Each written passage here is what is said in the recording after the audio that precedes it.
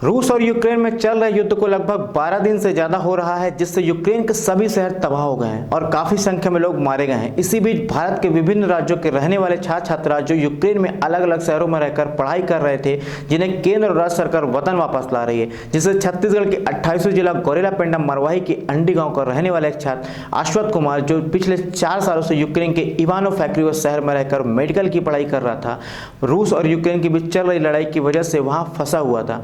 किसी तरह उसने अपने साथियों के साथ बस में भारत का झंडा लगाकर 250 किलोमीटर का सफर तय कर रोमानिया बॉर्डर पहुंचा और ऑपरेशन गंगा के तहत भारत आया। वहां से सीधे दिल्ली छत्तीसगढ़ भवन पहुंचा, फिर रायपुर होते हुए देर रात अपने गांव अंडी सकूलर पहुंच गया है, जिससे बात की हमारे संवाददाता सुशांत गौतम ने। दो देशों के बीच में युद्ध काफी दिनों से चल रहा है। यूक्रेन और रूस के बीच लगातार बमबारियां हो रही, जिससे यूक्रेन अब तबाह होने की स्थिति में है। लगातार ये लड़ाई काफी समय पहले से भी चल रही है। अब स्थितियां ऐसी हो गई हैं कि लोगों को अब वहां से लोगों को अपने वतन वापस भेजा जा रहा है। इसी तारतम्य में आज हमारे साथ जो शख्स मौजूद हैं वो पिंडरा गौरेला गौरेला पिंडरा मरवाही छोटा सा आदिवासी अंचल जिला है यह, वहाँ के अंडी निवासी हैं। यह अपने वतन वापस आ गए हैं। आज इनसे चर्चा करते हैं क्या रहा है मसला, कैसे यहाँ तक पहुंचे और कैसे सरकारों की मदद मिली या नहीं मिली, या किस तरीके से पढ़ाई करने के लिए आज यूक्रेन जाना पड़ रहा है छात्रों को। क्या कारण है जानने के लिए हमारे साथ मौजूद है आश्वत जी। सर, सबसे पहले आपका बहुत बहुत स्वागत है। Thank you thank you. मैं पहला सवाल तो ये पूछना चाहता हूँ कि यहाँ तक आए कितनी परेशानियों को सामना करते हुए, चूंकि क्या है लड़ाई की स्थिति है, एक युद्ध की स्थिति है, यहाँ तक आने में कितनी परेशानियों का सामना करना पड़ा। जी, मुझे बॉर्डर तक पहुंचने के लिए ही थोड़ा स्ट्रगल था मुझे, क्योंकि जब हम वहाँ पे रह रहे थे तो हमारे इवानो फ्रैंकिस में एयर बेस में 2 मिसाइल गिरी थी, तो हम सारे स्टूडेंट घबरा गए थे। उसके बाद हम सारे स्टूडेंटों ने बोला कि हम जितना जल्दी हो सके उतना जल्दी बॉर्डर के पास जाएँगे करके, और हमने ऐसा किया। हम लोगों ने 1-2 दिन के अंदर ही हम बॉर्डर के पास चले गए, और वहाँ बॉर्डर में की स्थिति बेकार थी रोमानिया की, क्योंकि वहाँ लाइन लगी हुई थी, 18 किलोमीटर तक जाम था गाड़ियों का। और फिर हम लोगों को 8 किलोमीटर पैदल भी चलना पड़ा था। उसके बाद हम 30 घंटे या 30 या 32 घंटे तक हम बाहर खड़े थे बॉर्डर के, और बॉर्डर के बाहर ठंड भी बहुत थी, तो सारे स्टूडेंट स्ट्रगल करते हुए दिखे। और उसके बाद हम रोमानिया बॉर्डर जैसे क्रॉस किया, वहाँ हमें सब चीज़ दिया गया, सारे खाना-पीना, रहना सब चीज़ प्रोवाइड कराया गया। ये खाना एम्बेसी के लोग वहाँ पे करवा रहे थे, व्यवस्था करा रहे थे, भारत सरकार के द्वारा हो रहा था या यूक्रेन सरकार द्वारा? नहीं, नहीं, भारत सरकार करा रही थी। जी। यहाँ तक आने के बाद जैसे कि एक सबसे बड़ी बताया बॉर्डर से यहाँ तक कौन ऐसा बताया कि स्थितियां ऐसी कि आपको बॉर्डर जाना चाहिए, बॉर्डर लाइन तक पहुंचना चाहिए? देखिए, अब हमारे आँख के सामने अब हो रहा था, तो सारे वहाँ पे सायरन वगैरह बज रही थी। ऐसी स्थिति में हमने अपने जो भी वहाँ के कॉन्ट्रैक्टर थे उनसे बात करने की कोशिश करी, एम्बेसी से कॉन्टैक्ट किया। उन्होंने ये बोला कि आप लोग जितना जल्दी हो सके उतना जल्दी बॉर्डर क्रॉस करिए। वहाँ से आपको फ्लाइट अवेलेबल हो जाएँगी, वहाँ से आपको अपने देश छोड़ दिया जाएगा। काहे की पढ़ाई कर रहे थे आप वहाँ?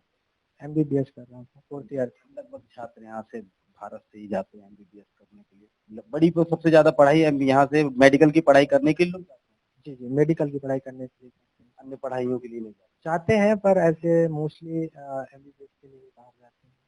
क्या कारण है आज भारत इतना बड़ा देश है, इतना विशाल है, विश्व गुरु की तरह कहा जाता है इसको, आज क्या कारण ऐसा बना कि आप लोगों को भारत से छोड़कर यूक्रेन जाना पड़ा मेडिकल की पढ़ाई के लिए? क्या भारत में पढ़ाई की व्यवस्था ठीक नहीं है या क्या कारण है कि यूक्रेन जाके आप लोग पढ़ रहे हैं? देखिए, भारत में पढ़ाई की व्यवस्था तो अच्छी है, बहुत अच्छी है, पर भारत में ऐसा भी है कि कॉम्पिटिशन बहुत ज़्यादा है और सीट कम है, और जिनको सीट मिल गई वो तो कर रहे हैं यहाँ पे, और जिनको नहीं मिली उन्हें जाना पड़ता ही है बाहर। तो हम भी बाहर ही गए थे। फीस को लेकर एक बात कहते हैं कि फीस कितनी लगती है भारत कंपैरिजन बिटवीन, अगर बात करूं कि यूक्रेन या भारत, फैसिलिटीज, फीस, तमाम समस्याएं रहती हैं। फीस सबसे बड़ा, एक मध्यम वर्गीय परिवार से आते हैं आप लोग, फीस सबसे गंभीर समस्या होती है। वहाँ की पढ़ाई और यहाँ के पढ़ाई में अंतर कुछ समझ आता है? जी, पढ़ाई में तो अपना इंडिया ही बेटर है पढ़ने के उससे तो देखा जाए, बट पढ़ना तो खुद ही पड़ता है, तो ऐसे किसी को बता नहीं सकता। और बाकी वहाँ पे अपने को 1.5 लाख के आसपास 6 महीने में सेमेस्टर फीस देनी पड़ती थी और महीने का 15 से 20 हज़ार खर्चा आता है वहाँ पे रहने का। मतलब ओवरऑल अगर 5 साल की पढ़ाई होती है तो कितना खर्चा टोटल बैठता है? देखिए यहाँ से जब हम जाते हैं तो ये पैकेज होते हैं 20 लाख के 25 लाख के, ये पैकेज के ऊपर डिपेंड करता है। पूरी एमबीबीएस की? पूरी एमबीबीएस क्यों, उसके बाद वहाँ जाओगे तो वहाँ खर्चा तो और होता ही है रहने वहने के हिसाब से। अगर यही पढ़ाई भारत में हो तो कितना खर्चा लगभग लग जाता है? देखिए भारत में हो तो मैंने जहाँ तक सुना है लोगों से तो वो यही कहते हैं कि भारत में प्राइवेट में अगर कॉलेज लेते हैं तो करोड़ के आसपास लग ही जाता है खर्चा। 5 साल की पढ़ाई का मतलब लगभग एक मध्यम वर्गीय परिवार के लिए काफी बड़ी राशि है। करोड़ 2 करोड़ की राशि है तो मध्यम वर्गीय परिवार अफोर्ड नहीं कर पाते हैं। यही एक सबसे बड़ा कारण बनता है जो लोग यूक्रेन, रशिया, अन्य कंट्रियों में जाके पढ़ाई करते हैं। क्या यही एक सबसे बड़ा कारण बनता है? जी मैंने आपको पहले ही बताया कंपटीशन बहुत ज़्यादा है चीज़ों की, तो हर किसी को सीट तो मिलेगी नहीं इस हिसाब से, और तो लोगों को जाना ही पड़ता है बाहर, किया करना है। युवा हो, पढ़ाई भी कर रहे हो, छात्र हो, और क्या लगता है भारत सरकार को ऐसी क्या व्यवस्था करनी चाहिए कि ताकि यहाँ के छात्र यहाँ का नाम रोशन करें? बाहर जाके पढ़ाई करते हैं, शासन को यहाँ पर व्यवस्थाएं ऐसी क्या करनी चाहिए सरकार को, यहीं पढ़ाई करे, यहीं सारी व्यवस्थाएं हो? कुछ ऐसी व्यवस्था जो लगता है आपको करना चाहिए सरकार को? देखिए मैं यही बोलूँगा कि सरकार को थोड़ा इसमें सोचना चाहिए कि थोड़ी और सीट बढ़ाएँ और चीज़ें इनकी व्यवस्था हो, और इस बारे में क्या बता सकता हूँ। व्यवस्था मिली वहां से आने तक में, यहाँ तक के सफर में सरकार की क्या मदद मिली आपको? सरकार की तो बहुत मिली है, उनका तो बहुत आभारी है। और वहाँ पे इतनी स्थिति हो गई थी हमारे अंदर की एक घबराहट की स्थिति थी बॉर्डर के पास, बस एक डर अंदर पैदा हो गया था कि कैसे क्या होगा। फिर वहाँ से जब हमको सब चीज़ मिलना शुरू हुआ तो एक आस होती है वो हमें नजर आई कि हम अब सुरक्षित घर पहुँच जाएंगे करके। सरकार का तो बहुत बहुत आभारी है। आप कब गए थे यहाँ से पढ़ने के लिए? मैं 2018 में गया था। 2018 में। एक मेरा आखिरी सवाल है, और इसके बारे में क्या लगता है कि ये लड़ाई किस लिए लड़ाई लड़ी जा रही है? क्या कारण है इसका? क्या ये लड़ाई रुक पाएगी या नहीं रुक पाएगी?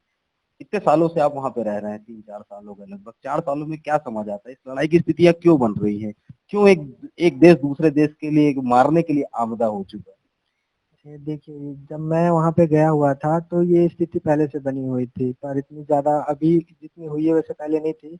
पर ऐसे नॉर्मल लड़ाई होना वहाँ की वो था, नॉर्मल ही था कि चलती रहती थी लड़ाई बॉर्डर के पास में। तो अब ये सब जो लड़ाई हो रही है सब अब राजनीतिक है, अब इसमें मैं कुछ बता नहीं सकता। बट यूक्रेन चाहता था कि वो नाटो साइन करे और यूक्रेनियन मतलब यूरोपियन का वो मेंबर बने। तो इसके वजह से हो सकता है कि रशिया नहीं चाहता था कि वो ऐसा हो यूक्रेन। बिल्कुल, यहाँ पर सबसे बड़ा मसला है जो बताया इन्होंने। एक सबसे बड़ी मसला है यहाँ पर लोगों को फीस। एक मध्यम वर्गीय परिवार को लगभग 5 करोड़ 7 करोड़ की फीस हो जाती है। वो फीस एक सबसे बड़ा मसला है। मसले में लोग फीस अफोर्ड नहीं कर पाते और फीस की वजह से लोग भारत छोड़कर बाहर भी पढ़ने जाते हैं। निश्चित तौर पे सरकार को चाहिए, सरकार ऐसी फैसिलिटी और ऐसी व्यवस्था भारत देश में ऐसी कराए कि छात्रों को भारत से बाहर जाके पढ़ाई ना करनी पड़े। क्योंकि क्या है, कई ऐसी स्थितियां बनती हैं जिसकी वजह से लोगों को परिवार हताहत होता है, पूरा परिवार परेशान होता है। कहीं किसी भी देश से लोग जाते तब ऐसी इतनी पहचान भी नहीं हो पाती कि वहां पर जाके किससे संपर्क करें। पूरे परेशानियों के बीच में आज ये छात्र हमारे बीच में मौजूद है। इसके उज्जवल भविष्य की भी हम कामना करते हैं, ताकि आगे चल के और आगे अपनी पढ़ाई करे और आगे चल के इस देश का भी नाम रोशन करे। यहाँ पर इनके फैमिली के लोग भी मौजूद है। मैं चाहूंगा सर 2 मिनट एक अगर आप मेरे को बता दें। यहाँ पे फैमिली के लोग बैठे हुए हैं, इनसे जानने की कोशिश करते हैं किस तरीके की परेशानियां हो रही थी। चूंकि आप लोग वहां पर थे, आप लोग यहाँ से बैठ के सारी व्यवस्थाओं को सिर्फ टीवी के माध्यम से देख पा रहे थे। वहाँ की स्थितियों को लेकर क्या मतलब ऐसा डर बैठ जाता है मन में? क्या लग रहा था आप लोग? सबसे पहले तो मैं ये बोलना चाहूंगी कि डर एक ऐसी चीज है जो हर वर्ग के परिवार के लोगों को हिला देती है। तो हमारे यहाँ से जब ये मेरे मामू का लड़का है, और जब हमको ये पता चला कि इस तरीके की चीजें हो रही हैं, क्योंकि हम लोग बड़े लोगों को भी नहीं बता सकते, तो पापा मम्मी को हम लोगों ने इन्वॉल्व नहीं किया। लेकिन बच्चे को हम लोग जब रोते देखते थे तो हमको बहुत खराब लगता था, और वो क्लियरली बोल उनमें कांटेक्ट हो। करेक्ट, हाँ। वीडियो कॉल्स में देखना, फिर सायरन को देखना, सुनना, ये सारी चीजें हमारे लिए बहुत दहशत पैदा करने वाली चीज थी। और जैसे कि आप जानते हैं कि माँ बाप और जितने भी बड़े लोग होते हैं छोटे बच्चों को बहुत ज्यादा प्यार से रखते हैं। तो उसके साथ ऐसा था कि वो कभी थोड़ा भी रोड पर पैदल शायद चला हो या ऐसा कुछ मेहनत किया हो।